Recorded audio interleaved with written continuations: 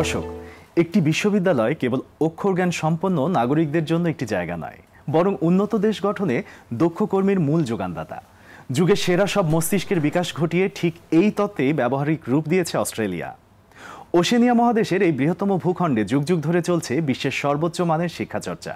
অস্ট্রেলিয়ায় উচ্চশিক্ষা নিয়ে স্টাডি নেটের সহযোগিতায় আরটিভির বিশেষ অনুষ্ঠান স্টাডি ইন অস্ট্রেলিয়ায় স্বাগত জানাচ্ছি আমি মাসুক সিদ্দিক। আর আলোচনায় অতিথি হিসেবে উপস্থিত রয়েছেন স্টাডি নেটের রিজিওনাল ম্যানেজার তানজিউল হক এবং স্টাডি নেটের কান্ট্রি ডিরেক্টর নাহিদা ইসলাম। আপনাদের দুজনকেই স্বাগতম। যেহেতু ভৌগোলিক দূরত্বে নাহিদা আপু আমার কাছে আছেন, আপনাকে শুরুতে জিজ্ঞেস করছি কেমন আছেন? ভালো আছি, আপনিও ভালো আছেন নিশ্চয়ই? জি ভালো আছি।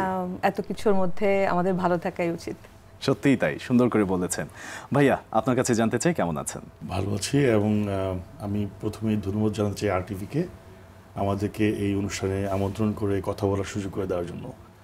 আর দিনকাল ভালো যাচ্ছে এবং চেষ্টা করছি আর ভালো থাকার। ইনশাল্লাহ সবাইকে নিয়ে ভালো থাকা, এটাই হচ্ছে ইচ্ছা। আপনিও সুন্দর করে বললেন, এত সুন্দর করে বলেন কিভাবে?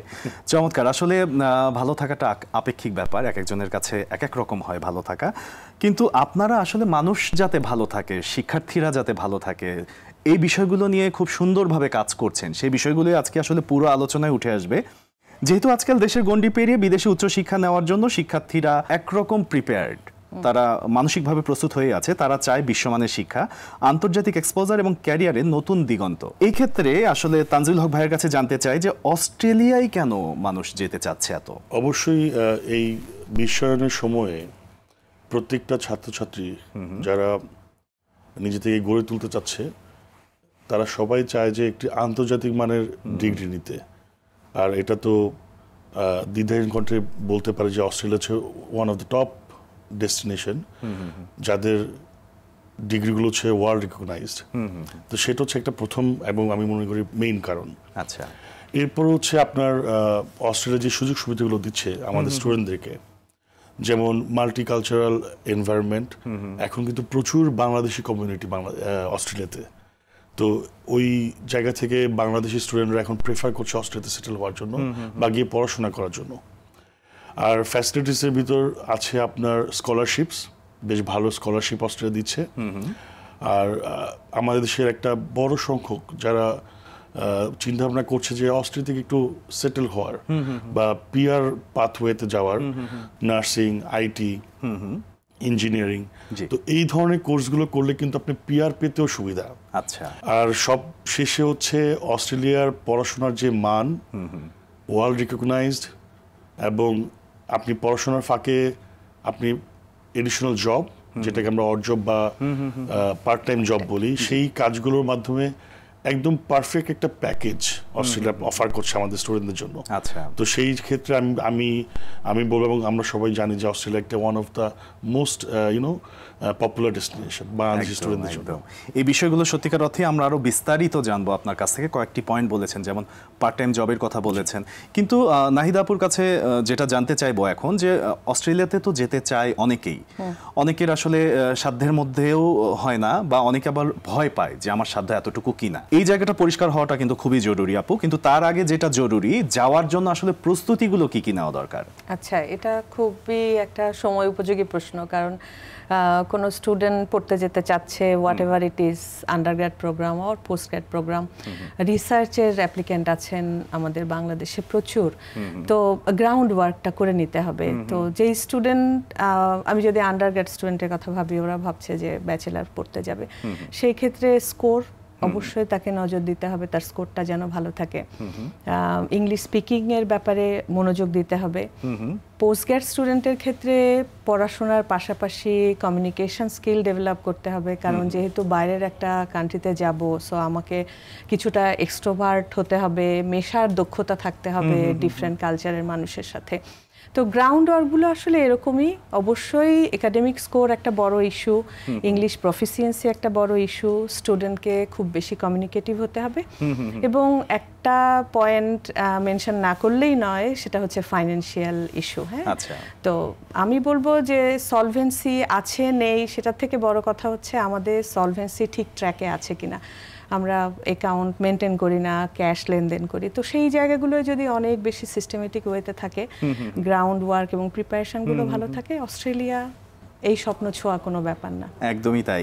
এই জায়গাটা আসলে আরো বিস্তারিত আপনার কাছেও শুনবো, কিন্তু এই পর্যায়ে চলে যাচ্ছি তানজিউল হক ভাইয়ার কাছে। ভাইয়া, আপু তো বললো যে শিক্ষার্থীদের প্রস্তুতির বিষয়টা, আপনার কাছ থেকে জানতে চাইবো যে শিক্ষার্থীরা কেন অস্ট্রেলিয়ার দিকে আগ্রহী হবে? আমি যেটা বলছিলাম প্রথমেই, অ্যাফোর্ডেবিলিটি একটা কথা আছে, যেটা আমি অ্যাফোর্ড করতে পারবো কিনা। অবভিয়াসলি আমি প্রথমে বলতে যাবো যে অস্ট্রেলিয়া কিন্তু একটু এক্সপেন্সিভ, কিন্তু সঠিক ব্যবস্থাপনা এবং প্ল্যানিং এর মাধ্যমে যদি আপনি আগাতে চান তাহলে খুব বেশি ডিফিকাল্ট কিছু না। কি কি হতে পারে এই প্ল্যানিং? সেটার ভিতরে হতে পারে আপনি স্কলারশিপ, একাডেমিক কারণে আপনি স্কলারশিপ পেতে পারেন। আপনি যদি ওখানে প্ল্যান করেন যে আপনি পার্ট টাইম জবের সাথে আপনার এডুকেশনটাকে প্যারালালি চালাবেন, সেক্ষেত্রে আপনার, আমি বলবো না যে ফুল সাপোর্ট হবে, বাট হ্যাঁ অ্যাকোমোডেশন এবং আপনার ফুডিংটা হয়তো বা আপনি কিছুটা কভার করতে পারবেন। আচ্ছা, তার চেয়ে যে ইম্পর্টেন্ট ব্যাপারটা যেটা প্রতিটা স্টুডেন্টের মাথায় রাখা উচিত, আমরা একটা সাজেশন সবাইকে দিতে চাই, সেটা হচ্ছে পড়তে যাচ্ছি আমি পড়তে যাচ্ছি, আমি স্টুডেন্ট, আমার ধারণা ফোকাসটা পড়াশোনায় রাখাটা ভালো প্রথম 3-4 বছর। এরপরে কিন্তু অস্ট্রেলিয়া একটা চমৎকার একটা সুযোগ দেয়, সেটাকে আমরা বলি পোস্ট স্টাডি ওয়ার্ক। আচ্ছা, আপনি আপনার গ্রাজুয়েশন বলেন বা মাস্টার্স কমপ্লিট করলেন, আপনি বাই ডিফল্ট অস্ট্রেলিয়ান গভর্নমেন্টের কাছ থেকে আপনি একটা 3 থেকে 5 বছরের একটা পোস্ট স্টাডি ওয়ার্ক ভিসা পাবেন। আচ্ছা, লিগ্যাল রাইট। তাহলে আপনার যে ইনভেস্টমেন্ট আপনি করবেন সেটা তুলে আনাটা খুব বেশি কি ডিফিকাল্ট মনে হয় না। এটা হচ্ছে নাম্বার 1। নাম্বার 2 হচ্ছে কিছু কোর্স, নার্সিং খুব হাই ডিমান্ড এখন হেলথ সেক্টরে অস্ট্রেলিয়ার, আর্লি চাইল্ডহুড এডুকেশন, আপনার টিচিং, ইঞ্জিনিয়ারিং, ইনফরমেশন টেকনোলজি, এই ধরনের কোর্সগুলোর এত ডিমান্ড অস্ট্রেলিয়াতে এবং জব অপরচুনিটি এত বেশি। আমাদের দেশে একটা স্টুডেন্ট যদি ভালোভাবে তার একাডেমিকটা শেষ করতে পারে তাহলে ফিউচার ইজ ভেরি ব্রাইট। তো যেটা আমাদের সবার চিন্তা, আমি একজন প্যারেন্ট, সো আমার যে চিন্তাটা যে আমি আমার ছেলে মেয়েকে বা পড়াবো, এর আউটকামটা তো আমার মাথায় রাখতে হবে। অবশ্যই। এটা আমার মনে হয় যে অনেকে খুব দ্রুত চিন্তা করে যে আমি এখন দিয়ে কি কালকেই পাবো রিটার্নটা। No, it doesn't work in this way. আপনি কিছুটা ইনভেস্টমেন্ট করবেন এবং ওই যে অপরচুনিটিগুলো, এগুলো যদি গ্র্যাব করতে পারেন, আমাদের সন্তানরা কোথায় গিয়ে পৌঁছাবে। তার মানে আমরা যদি পরিষ্কার কথায় বলতে চাই, এটা বলতে পারি যে যাওয়ার পরে পড়াশোনাটা ঠিকমতো করতে হবে এবং সে সময় খুব বেশি কাজের সুযোগ থাকবে না বা অল্প থাকবে, যেটা দিয়ে হয়তো সে সার্ভাইভ করতে পারবে। লিগ্যালি আছে, যেমন 24 আওয়ার্স আপনার উইকলি, সেটা করুক, কিছু সাপোর্ট প্যারেন্টস দিল, এরপর তার জন্য মানে আমি বলবো যে একটা ওপেন ফিল্ড, অবারিত একটা সম্ভাবনা অপেক্ষা করছে।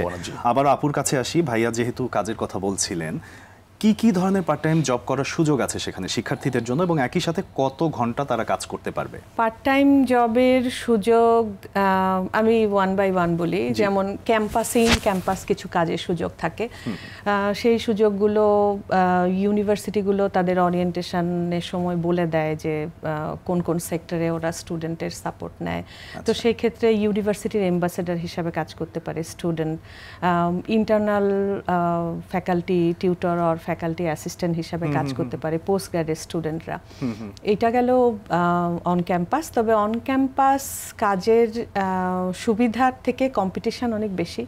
ইট শুড বি হাই স্কোরার এবং কমিউনিকেশন ভালো থাকতে হবে, স্টুডেন্ট যেন ইউনিভার্সিটিকে এবং কোর্সকে মিন করে। যদি আউটসাইড জবের কথা বলি, I mean part time job যেটা আমরা বলছি, সপ্তাহে 20 ঘন্টা কাজের পারমিট আছে ওদের, এবং off hour I mean semester break বা ক্রিসমাস ভ্যাকেশনের সময় তাদের ফুল টাইম কাজ করার সুযোগ আছে। পার্ট টাইম জবের প্রাইজিংয়ের কথা বলছিলেন বা পেমেন্টের কথা বলছিলেন, সেটা এখন অনেক ডেভেলপ হয়েছে। Rightly part time job per hour দেয়া হচ্ছে $23.23, you can say 25 Australian dollar per hour. তো সেই জায়গা থেকে পার্ট টাইম জবের কাজ করার সুযোগ আছে। বিভিন্ন ধরনের চেইন শপ আছে, স্টুডেন্টরা অ্যাজ এ ডেলিভারি এক্সেট্রা কাজ করতে পারে। কিছু আইটি ফার্মে কাজ করার সুযোগ থাকে, স্টুডেন্ট যদি আইটি স্পেশালিস্ট হয়ে থাকে। কাস্টমার কেয়ারে কাজ করার সুযোগ থাকে। প্রতি সপ্তাহে কি পরিমাণ কত আওয়ার সুযোগ থাকে? 20 আওয়ার্স কাজ করার সুযোগ। আচ্ছা, যেহেতু আমরা প্রস্তুতি শুনলাম এবং পছন্দ শুনলাম, স্কলারশিপ শুনলাম, এবারে আরো একটা বিষয় চলে আসে, সেটা হচ্ছে যে বিদেশে যাওয়ার আগে বা অস্ট্রেলিয়াতে যাওয়ার আগে অনেক শিক্ষার্থীর মাথায় থাকে যে আমি কোন সাবজেক্টটা নিয়ে পড়বো গিয়ে, এটা পছন্দ করাও কিন্তু আমার মনে হয় যে খুবই গুরুত্বপূর্ণ একটি বিষয়। তানজিল ভাই একটু যদি বলেন এই বিষয়ে। রেগুলার যে কোর্সগুলো আমরা গতানুগতিক বাংলাদেশ থেকে দেখি সেটা হচ্ছে ইনফরমেশন টেকনোলজি, খুবই top demand, engineering, business obviously. তো এই স্ট্রিমগুলোতে আপনার যেগুলো রেগুলার ব্যাচেলর অফ মার্কেটিং আছে, ব্যাচেলর অফ বিজনেস অ্যাডমিনিস্ট্রেশন, তারপরে সাইবার সিকিউরিটি, আইটির কথা যদি বলি, সিআইএস, এই কোর্সগুলো হচ্ছে এদিকে। আর হেলথের দিকে যদি আমরা যাই, নার্সিং, আচ্ছা, তারপরে আপনার অকুপেশনাল হেলথ, এগুলোর উপর যে কোর্সগুলো আছে খুবই পপুলার এবং খুবই ডিমান্ডেবল। আচ্ছা, একটা খুব ভালো জায়গা যেটা আমি পার্সোনালি মনে করি আমাদের দেশের স্টুডেন্টদের জন্য একটা খুব বড় সুযোগ, সেটা হচ্ছে হসপিটালিটি। আমরা সবাই জানি কেয়ার গিভার তো আছেই, আমি হোটেল ট্যুরিজম, আচ্ছা আচ্ছা, এই সেক্টরটাও আমাদের দেশে আমরা এখন জানি এটা বুমিং, আমাদের দেশে এই সেক্টরটা খুবই বুমিং। তো প্রচুর লোকের প্রয়োজন হবে, স্কিলড লোকের প্রয়োজন হবে, সো এই সেক্টরটা এক্সপ্লোর করা যেতে পারে। আচ্ছা, এছাড়া এর বাইরে যেগুলো আছে ফাইন আর্টস বা বিভিন্ন পারফর্মিং আর্টস, হ্যাঁ পারফর্মিং আর্টস, এই কোর্সগুলো করা যেতে পারে। আর টিচিংয়ের উপর আপনি অ্যাডভান্স কোর্সগুলো করতে পারেন, আর্লি চাইল্ডহুড যে এডুকেশন সেটার উপর কোর্স আছে। তো এই কোর্সগুলো বেসিক্যালি বাংলাদেশ থেকে এগুলো হচ্ছে টপ পপুলার। এবং এটার আরেকটা কারণ হচ্ছে এর ভিতর বেশ কিছু সংখ্যক কোর্স হচ্ছে আপনার স্কিলড অকুপেশনাল লিস্টের এনলিস্টেড কোর্স, আচ্ছা, যেটা কমপ্লিট করে আপনি পিআর এর জন্য মুভ করতে পারবেন ফিউচারে। সো এই কোর্সগুলো আমি বলবো যে স্টুডেন্টদের একটু এক্সপ্লোর করা দরকার। আচ্ছা, আর ফার্দার ইনফরমেশন জন্য আমরা আছি। অবশ্যই অবশ্যই। চমৎকার একটি জায়গায় এসে আমরা দাঁড়িয়েছি, আমরা অনেক কিছু জানবো আরও, কিন্তু এই পর্যায়ে একটি বিরতি নিতে চাই। প্রিয় দর্শক, দেখছেন স্টাডি নেটের সহযোগিতায় বিশেষ আলোচনা অনুষ্ঠান স্টাডি ইন অস্ট্রেলিয়া। এ পর্যায়ে নিয়ে নিচ্ছি বিরতি, ফিরছি একটু পরেই, সে পর্যন্ত আমাদের সাথেই থাকুন। আবারও আমন্ত্রণ স্টাডি নেটের সহযোগিতায় বিশেষ আলোচনা অনুষ্ঠান স্টাডি ইন অস্ট্রেলিয়াতে। আপু, যেমনটা আমরা বিরতির আগে গল্প করছিলাম, অনেকগুলো বিষয়ই এসেছে আমাদের আলোচনায়।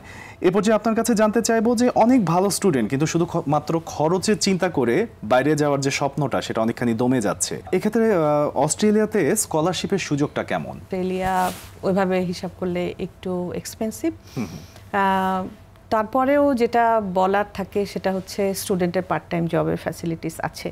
যদিও পার্ট টাইম জব করে student tuition fee, living expenses দুটোই ফুলফিল করতে পারবে ওরকম ভাবাটা একটু ডিফিকাল্ট। স্কলারশিপ অপশন আছে অস্ট্রেলিয়ায়, এটা আমি এভাবে বলবো যে মোস্ট অফ দ্য ইউনিভার্সিটি 20 থেকে 30% স্কলারশিপ দেয়, ডিপেন্ডস অন একাডেমিক। কিন্তু এটা আমাদের বাংলাদেশে প্রচুর স্টুডেন্ট পাচ্ছে। বেশ কিছু ইউনিভার্সিটি 50% স্কলারশিপ দেয়, যেটা অনেক বেশি কম্পিটিটিভ, যেটা আপনি বলছিলেন যে স্কোর যদি ভালো থাকে student can evil this kind of scholarship.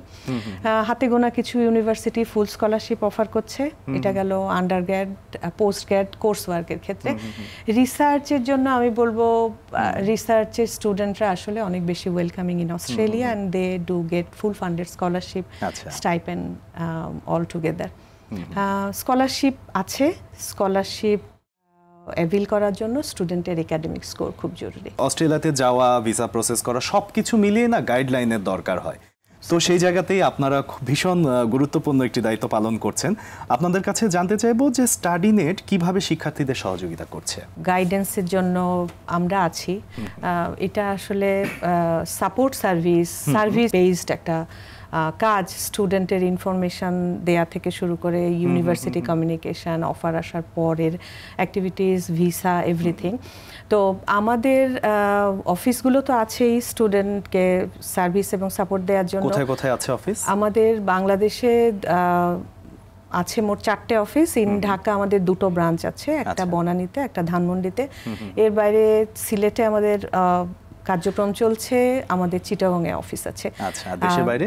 দেশের বাইরে আমাদের সিডনি, মেলবোর্ন, ব্রিসবেন, পার্থে আমাদের অফিস আছে। আচ্ছা আচ্ছা। আর আমাদের কিছু এক্সটার্নাল অফিস আছে ইন্দোনেশিয়া, নেপাল, আমরা এটা ডেভেলপমেন্টের কাজ করছি। আপু, আমরা যতদূর জেনেছি যে স্টাডিনেট বিভিন্ন ধরনের সেমিনার, রোড শো, এক্সপোর আয়োজন করে।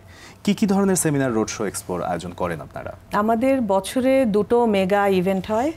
মেগা ইভেন্ট বলছি এই কারণে, কারণ maximum number of university institute participate করে এবং আমরা অ্যাট এ গ্ল্যান্সে চেষ্টা করি একাডেমিক ইনফরমেশন এবং আদার্স কিছু ইনফরমেশন দিয়ে স্টুডেন্টকে হেল্প আউট করা। পাশাপাশি এই মেগা ইভেন্টগুলোতে যেটা হয় যে ইউনিভার্সিটি রিপ্রেজেন্টেটিভ যেহেতু ফেস টু ফেস থাকে, কিছু অ্যাসেসমেন্ট তৎক্ষণাৎ সেরে ফেলা যায়। তো এইটা জেনারেলি আমরা বছরের 2বার অর্গানাইজ করে থাকি, বছরের প্রথম দিকে এবং মাঝামাঝি পর্যায়ে 2টো ইনটেক বা 3টে ইনটেক সামনে রেখে। পাশাপাশি আমাদের in house application day, in house application week চলে। সব থেকে ইম্পর্টেন্টলি আমাদের ফিজিক্যাল অফিসের পাশাপাশি আমাদের পুরো অফিস আওয়ার মেনটেন করে জুম প্ল্যাটফর্ম ওপেন থাকে, যেটাতে আমাদের প্ল্যানটা হচ্ছে আমরা পুরো বাংলাদেশের অল স্টুডেন্টের এনকোয়ারি যেন ফুলফিল করতে পারি।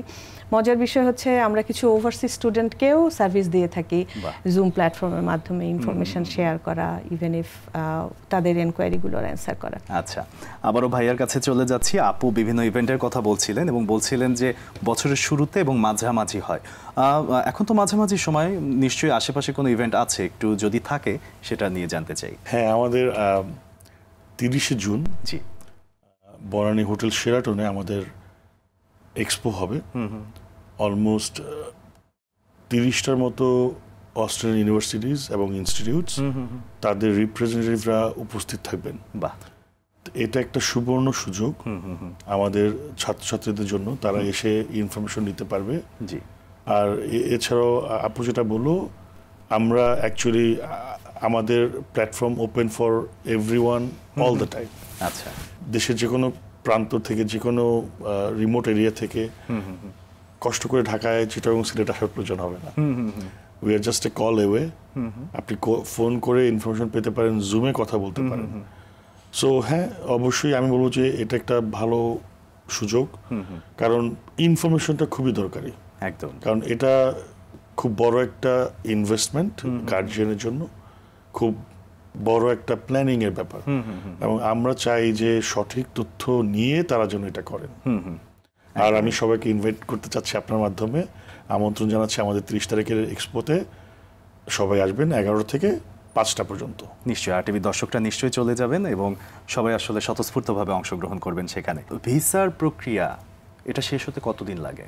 গতানুগতিকভাবে যেটা অ্যাজ ইউজুয়াল টাইম বলি আমরা, সেটা হচ্ছে 2 to 3 উইকস, বা আমি বলবো যে 10 to 15 ওয়ার্কিং ডেজ। এটা হচ্ছে turn around time Australian high commission থেকে যারা অ্যাসেসমেন্ট করেন। এখানে একটু বলে রাখা ভালো, জি, আমরা তো অস্ট্রেলিয়াতে 2টো মেজর ইনটেক ফেব্রুয়ারি মার্চ আর জুলাই আগস্টের দিকে হয়।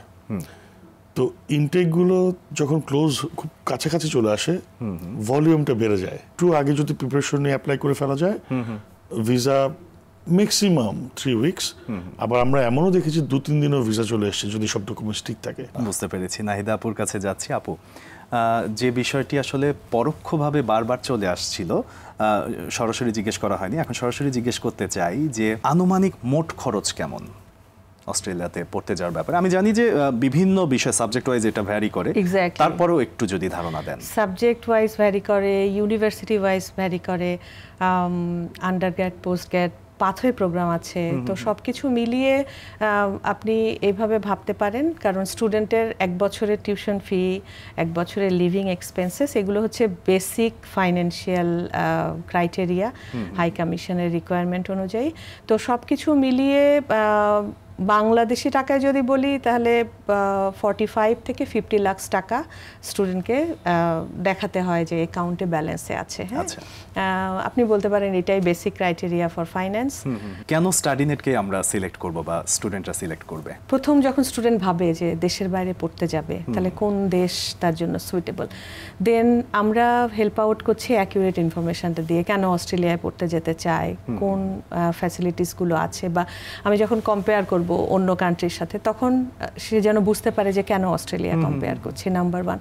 নাম্বার 2 হচ্ছে যে আমরা ইউনিভার্সিটি এবং কোর্স সিলেক্ট করার ক্ষেত্রে সবসময়ই দেখে থাকি যে স্টুডেন্টের প্রিভিয়াস একাডেমিক ডিগ্রিটা কিসে ছিল এবং সে আসলে ওই ডিগ্রিটার জন্য প্যাশনেট কিনা, মানে সে ওই ডিগ্রিটা ভালোবাসছে কিনা বা তার জবের সাথে সেই ডিগ্রিটা রিফ্লেকশন হচ্ছে কিনা।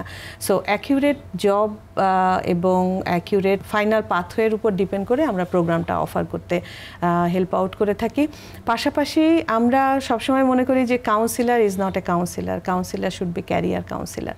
তো উনি পাশ করার পরে ওনার পার্মানেন্ট রেসিডেন্সিশিপের জন্য আসলে কোন ডিগ্রিটা একটু হেল্প আউট করবে সেই একটা হিন্টস আমরা স্টুডেন্টকে দেওয়ার চেষ্টা করি, যে ওখানে জব ডিমান্ডটা কেমন বা কোন সাইটে গিয়ে উনি দেখতে পারবেন যে অস্ট্রেলিয়ায় জব ডিমান্ডের এরিয়া কোনগুলো ডেভেলপ করছে। তো সেই জায়গাটা আমরা খুবই যত্ন নিয়ে কাজ করার চেষ্টা করি। এরপরে যদি পরের স্টেপে আসি, ইউনিভার্সিটি অ্যাপ্লিকেশন প্রসেস, আমরা সবসময় দেখি যে কোনো ধরনের স্কলারশিপের সুযোগ আছে কিনা স্টুডেন্টের, কোনো আর্লি বার্ড স্কলারশিপ আছে কিনা বা কোনো ফ্যাকাল্টি স্কলারশিপ আছে কিনা। তো সেইগুলো স্টুডেন্টকে অ্যাওয়ারনেসটা ডেভেলপ করি যে এটা লাগবে। কিছু কিছু ইউনিভার্সিটি স্কলারশিপের ক্ষেত্রে পার্সোনাল স্টেটমেন্ট চায়, আমরা সেই গাইডলাইনটা দিয়ে থাকি যে পার্সোনাল স্টেটমেন্ট যেটা দেব সেটা যেন স্টুডেন্ট বোঝে যে ঠিক কোন জায়গাটা ইউনিভার্সিটি দেখতে চায়। তারপরে আসি আমি ভিসার ক্ষেত্রে। ভিসার ক্ষেত্রে আমরা স্টুডেন্টকে একটা গাইডেন্স দিয়ে থাকি যে কোন ধরনের ডকুমেন্টস সে অর্গানাইজ করবে, ব্যাংক স্টেটমেন্ট কত মাসেরটা জমা দিতে হবে হাই কমিশনকে, ওখানে একটা পার্সোনাল স্টেটমেন্ট লেখার একটা ইস্যু থাকে, ডকুমেন্টস ডেকোরেশন করার ইস্যু থাকে, সেগুলোর ব্যাপারে আমরা সাপোর্ট দিয়ে থাকি। ভিসা পাওয়ার পরে তাদের প্রি ডিপার্চার সেশন, অস্ট্রেলিয়ায় যাওয়ার জন্য অস্ট্রেলিয়ার ভিসা কন্ডিশন কোনগুলো হবে, কোন কন্ডিশনগুলো ব্রেক করা যাবে না, স্টুডেন্টের অ্যাটেন্ডেন্স কেমন থাকতে হবে, যেটা তাকে অস্ট্রেলিয়ায় ফ্লাই করার জন্য রেডি করে দেয়া, ইভেন ইফ তার সুটকেসে কোন ধরনের জিনিস নেওয়া যাবে না সেই গাইডলাইনটাও আমরা দিয়ে থাকি। এবার স্টুডেন্ট অস্ট্রেলিয়ায় পৌঁছানোর পরে আমাদের অনশোর টিম এটাও দেখে যে ও এনরোলমেন্টের ক্ষেত্রে ওর কোনো হেল্প লাগবে কিনা, কারণ স্টুডেন্ট ওরিয়েন্টেশনে যাওয়ার আগে কখনো কখনো কোর্স এনরোলমেন্ট করে নিতে পারে। আমাদের অনশোর টিম আছে স্টুডেন্টকে সাপোর্ট দেওয়ার জন্য। তো আমি মনে করি যে এটা একেবারেই হাঁটি হাঁটি পা থেকে ফ্লাই করা পর্যন্ত আমরা সাপোর্ট দিয়ে থাকি। So why not study net. একদম একদম খুব সুন্দর করে গুছিয়ে বললেন। অনেক ধন্যবাদ তানজিউল ভাইয়া এবং নাহিদা আপু, আপনাদের থেকে অনেক তথ্য আমরা পেয়েছি। এই তথ্যগুলো নিশ্চয়ই আরটিভি দর্শকদের অনেক উপকারে আসবে। একদমই শেষ পর্যায়ে আছি আমরা, যদি আপনাদের কিছু বলা থাকে ছোট্ট করে। প্রথমেই ভাইয়া। প্রিয় ছাত্রছাত্রী এবং তাদের অভিভাবকদের জন্য আমি বলতে চাই, বিদেশে পড়তে যাওয়াটা সবসময় একটা বড় একটা স্বপ্নের ব্যাপার এবং একটা এফোর্ট লাগে।